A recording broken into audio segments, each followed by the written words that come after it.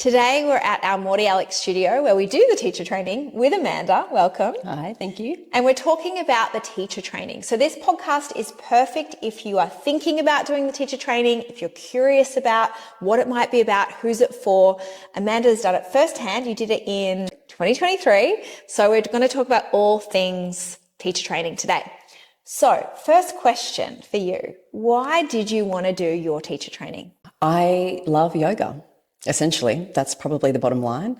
And I don't know if you remember, but we had a conversation about teacher training in 2020, because that's when I sort of started thinking about it, and it took me until 2023 to do it. So I feel like if you're thinking about it, you're mulling it over, and you think that you want to learn more about a practice that you love, like yoga, then yeah, it's definitely for you. Yes. So what was your, highlight of the training? If you think back to 2023, the weekends, the in-between parts, you obviously, have a full-time job, you've got 2 kids, life is pretty full, but what did it mean to you to do it? What was the highlight of the training? Oh my gosh, so many. It's hard to pick just one. I think for me, to be learning is great. Like, it's just something that I never want to not be doing. I always want to be learning and growing, not just in yoga, but just generally as a human being, as an adult. I think teacher training is almost like the best professional development course that you could do as an adult to be just a great human. So the highlight for me was the amount of growth that I achieved, not only in my practice, but just in coming home to myself, learning about, my limitations that I put on myself, trying to shed those, finding my voice as a teacher. And I think the real highlight for me was that my kids got to see me doing something for myself. So, as mums, we give a lot back. We give a lot out of ourselves. So for them to see me achieving and loving what I was doing on the teacher training was just the greatest highlight. I think you told me during it that Georgia and Charlie were helping you with studies. Sanskrit, yes. We had palm cards laid around the house and they'd be yelling out, "Mum, what's downward dog?" So enlist everybody to help. Yeah. And how did your actual physical practice change? Oh my goodness. I thought I knew yoga. I didn't know yoga. I think you just sort of get into habits with things that you do constantly. So for me, just learning and breaking every pose down into its minutiae that we do in the Asana labs, learning about alignment, learning about modifications, safe transitions.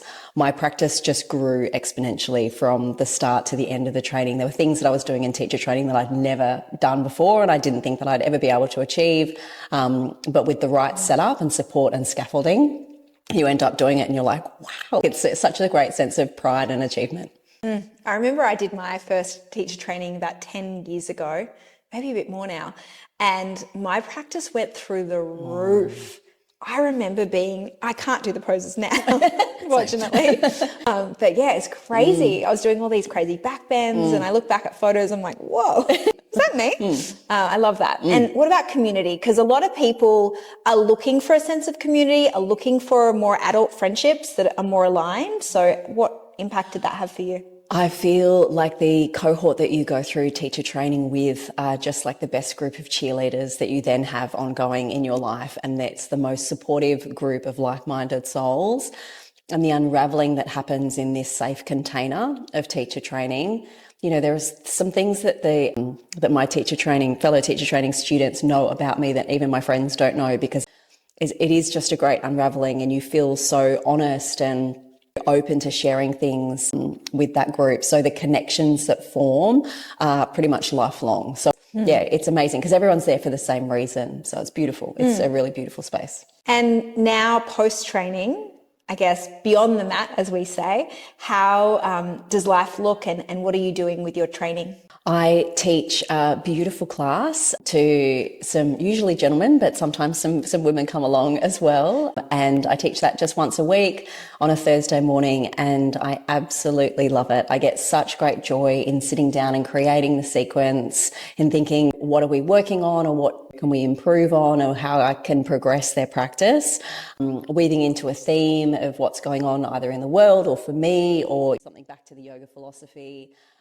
and then guiding them through something. For me, it's my flow state. That's no pun intended, but it's more, I'm on the mat, the teacher's mat for an hour and also moving around the room, and it feels like 2 seconds. I honestly sometimes don't remember what I said, but I am in such a state of flow and smiling the whole time. And it's such an honour and a privilege every week to be able to give that to them. And a couple of them have come back to me and said, oh, I quoted you at work the other day. And I just think, oh my gosh, it's so good. So they take it off the mat as well, which is just, that to me is the greatest gift. And what would be your advice for somebody that's been looking at the training like you did? You looked at it for like 3 years before you made the leap. Yes. Somebody that's maybe unsure or just questioning still, is it right for me? Like, we know the limitations, right? I'm not good enough. I'm not flexible enough. I don't have the time, all these things. But what would your advice be?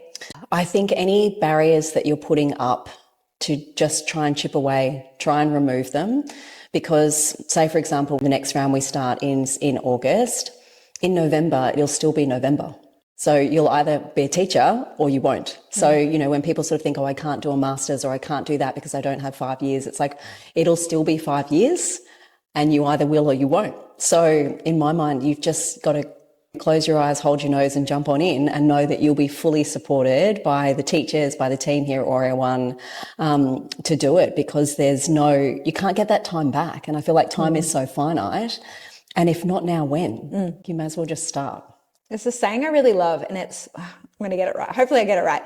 People overestimate what they can do in a day, but they underestimate what they can do in a year. And in this case, it's only 4 months. So true. So it is an undertaking of time, but it's achievable. Oh, it's so achievable. And also it flies. It absolutely flies.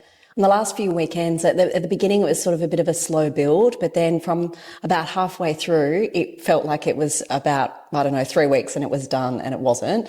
And it was brilliant. And every weekend I was, physically, mentally, spiritually, just quite, a bit of a mess essentially. But I was so uplifted and energized at the same time. It's such a dichotomy of emotions and feelings at the end of every weekend, because it gives you energy, even though it drains you, but it gives you energy because of the growth and the learning and all of the things that are happening in this beautiful space. It pushes the edges. It does. So this weekend we've got our 14th graduation of the teacher training on Sunday, and I'm so excited because there's a delicious feast, but just seeing everyone so elated. Yes. Like that's so the joyful part. So yes. I'm really excited for that. The sense of achievement at the end of teacher training is just extraordinary. You feel so proud. Yes. So proud. It's funny, maybe some people don't know this, but this studio is 7 years old, just turned 7 in May. And the whole purpose and intention of building this studio is so we had a dedicated training room, which is behind us here in Mordialloc. And it's just a pretty special studio. We've been running the training for 7 years, twice a year. And if you have any questions about it, just reach out. Amanda is your gal to jump on the phone and talk to you, answer any questions. It's wonderful. Just do it. Thank you so much. Thank you.